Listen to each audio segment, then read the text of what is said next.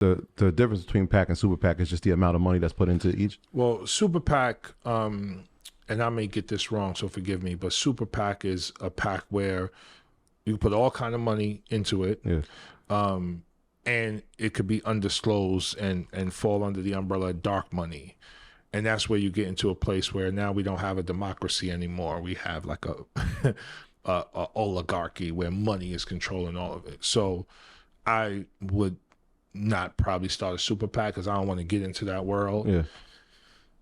Having said that, I've learned that politics is a dirty business. It's way dirtier than the streets. It's way dirtier than all of it, right? Mm-hmm. So, and I don't mean dirty in a way like, yes, it's corrupt and grimy, but you gotta be ready to fight, like for real, because there are people, there are lobbies and PACs out there with power that don't care if you live or die.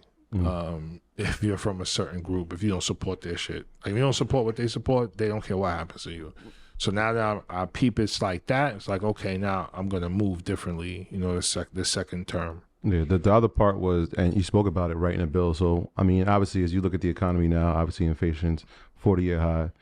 When you go into your office, you sit down, talk about like that, like how, the process of creating the bill. What are the things you're looking for? How are you trying to answer or create solutions around the problem? That's a great question. So with the issue of inflation, a major component of it is price gouging. So a lot of companies are raising costs so that they can increase profit margins in lieu of what's happening with the pandemic. So, the economy was about to go into a depression. The government infused money into the pockets of people through direct payments, through the child tax credit, through some other means. Companies saw people had more money and was like, we're gonna raise our prices a little bit just to make sure we continue to make the profits we want. And there's a supply chain issue, which when you look at supply and demand, less supply, more demand, higher costs, more profit, right? Mm-hmm. So we introduced a few bills. One is the Emergency Price Stabilization Act. And this bill empowers the president to put price caps on certain goods. So price cap on rent, price cap on groceries, price cap on gas, certain areas where we give the president authority to do this so that we can survive this inflation and what's happening now, mm-hmm. so that people aren't struggling as much. So that was one bill we introduced.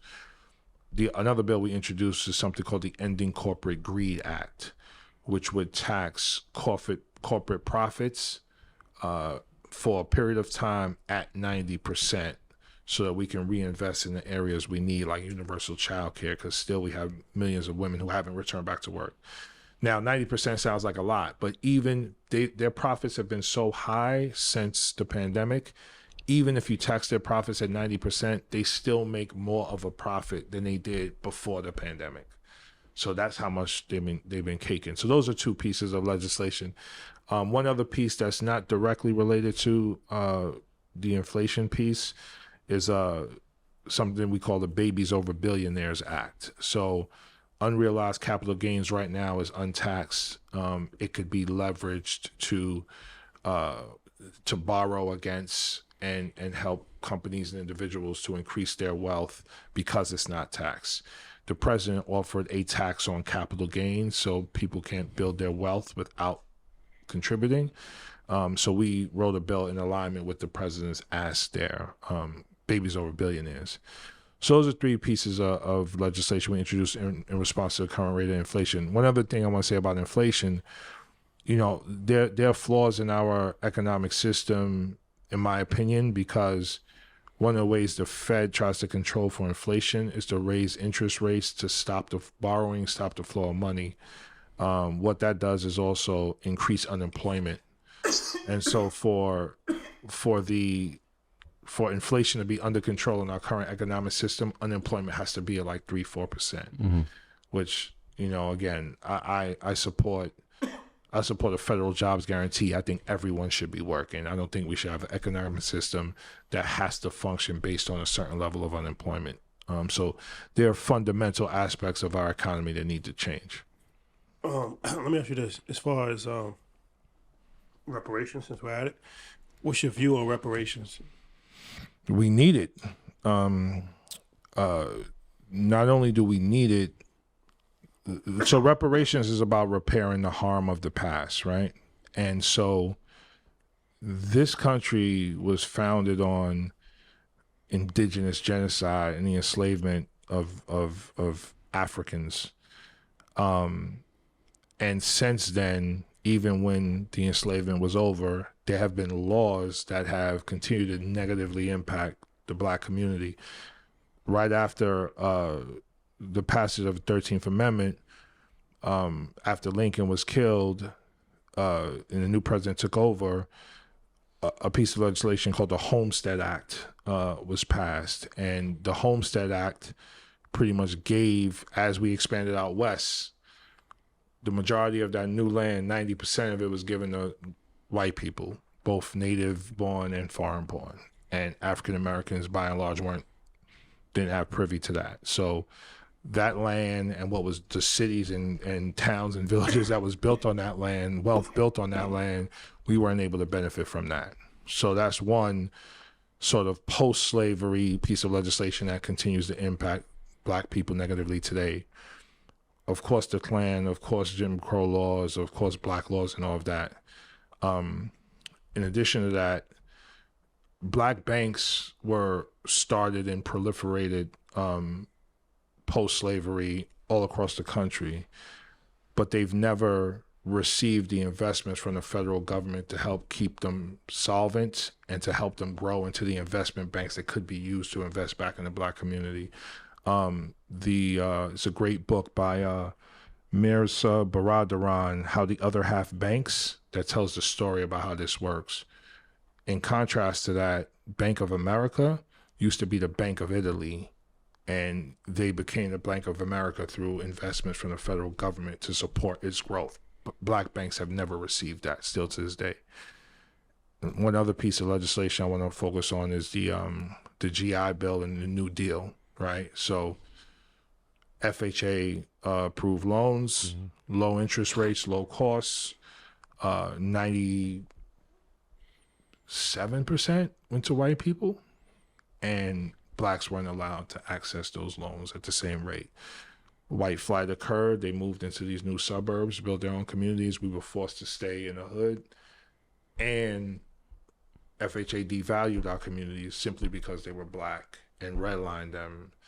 And that's why you see us in the projects, in underfunded communities, in underfunded. And then connected to that, because local property taxes fund schools, our schools continue to be underfunded as a result of that. So it's not just reparations for slavery, it's reparations for slavery and everything that has come since then. And I haven't even mentioned mass incarceration, which is another. And the war on drugs. Yeah. And the war on drugs, right? So this is all, so because of all of that. But you're in a position to write legislation. Yes. Okay. If you guys write a bill, what does that look like? How much money would you think it would be appropriate? Who gets it? That's extremely important, because how do we determine who should get it? Yeah. In my brain, it should be Black people that can trace their history back to slavery. Mm-hmm. That can be difficult because you have to give every single person a test, right? Or you have to check their records 3-5 generations, which that's kind of a tedious process. Yeah, how do you do this? So there's a way to do it. That's the reason for the HR 40 bill, because the commission who will study all this and present a report, they will also present a way to get it done.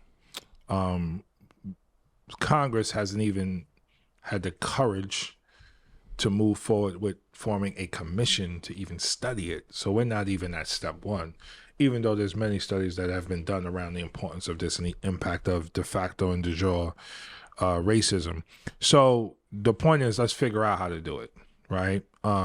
And as a country, let's go through a process of truth and reconciliation, similar to Rwanda after the genocide, similar to South Africa after apartheid, Germany. after the Holocaust. Let's go through a process of truth and reconciliation and figuring out what reparations could look like. We haven't done that. And there have been other groups that receive reparations, Japanese Americans for internment, Jewish Americans and Jews in Germany as well, and other groups. So there's precedent internationally and nationally. It's just the consistency of white supremacy and anti-Black racism lives and breathes in every aspect of American society, in the halls of Congress, in the hearts and minds of people, Black and non-Black. We often just, take what we could get and don't fight for more. And so, yeah, that HR 40 is one bill. We've written other bills, and we are going to write more bills that deal with pieces of it.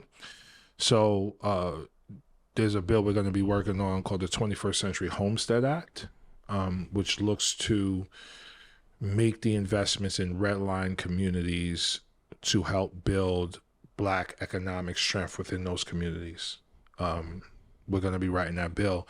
We've written a bill called the Green New Deal for Public Schools, which sort of does the same thing, but with a focus on investing in public schools that have been underfunded and using those schools as models for the renewable energy revolution that's coming right now.